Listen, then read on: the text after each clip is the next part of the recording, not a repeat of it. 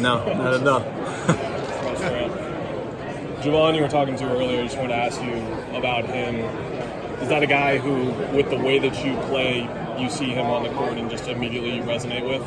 You know, one thing that is really hard to find, I think, is just pure heart. And he's one of those guys who's going to outwork you, and you can tell how many strides he's made since his year in Memphis to where he is now.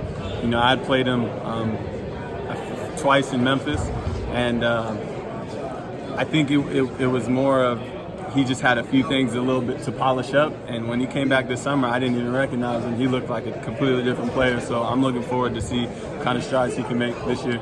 Last year, you come in and they're looking for you to really take over the point guard duties. You're traded mid-season. Does it feel great to finally kind of get your footing here in Phoenix and kind of reset a bit? Yeah, for sure.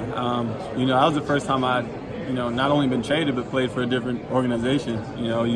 I played 5 years in Miami, and there's a certain way that things are done every day, and then you come in and it's just different. It's not that one way is better or worse than the other. It's just completely different. So for me, finally getting my bearings, spending this summer, I came in a little bit earlier this year to make sure I could be around the guys and build that chemistry.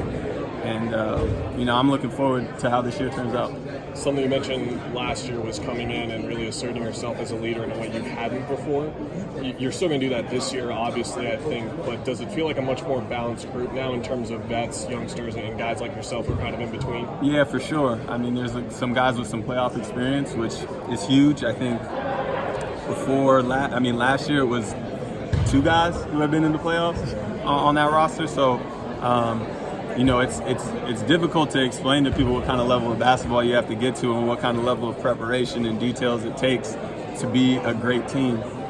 But I think this year we have a mix of guys who have, made it past where I've made it past. I mean, AB was in the East Finals. I think Dario went to the East Finals or to the deep in the second round. So, there's some guys who have not only made it but made some real pushes. So.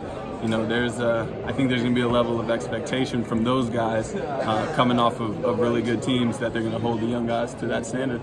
When you had the schedule and you saw Utah or Minnesota coming up and knew you were matching up with Ricky, what was the first thing that came to your mind in terms of guarding him and trying to prevent him from what he does? I mean, it's really difficult because, sometimes you get tendencies for guys in their scoring ability, but him is more like he's just going to find the open man. He's so unselfish.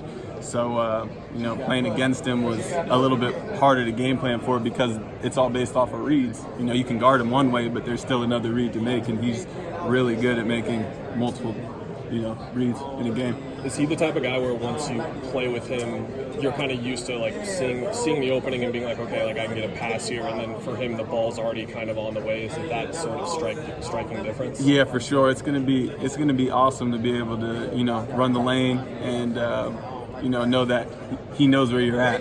So I think obviously with the point guard responsibilities, I'm ready for anything. But at the same time, I understand what kind of level player he is, and I'm here to be a basketball player, not necessarily worry about any position.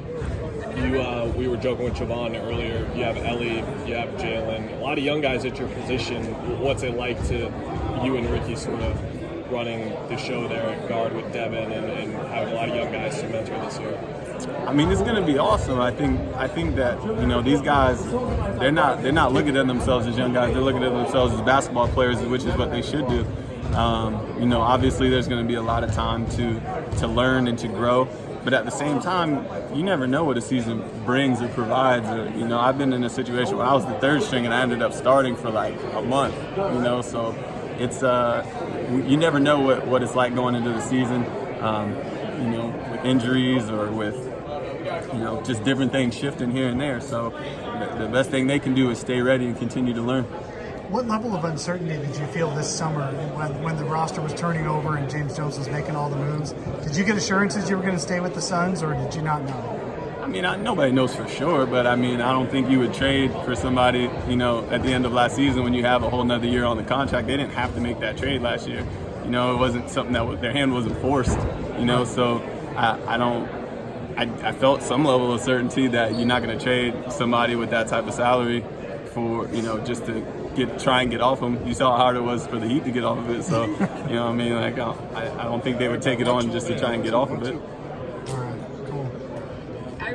One of my favorite things from the end of last season when you came out, which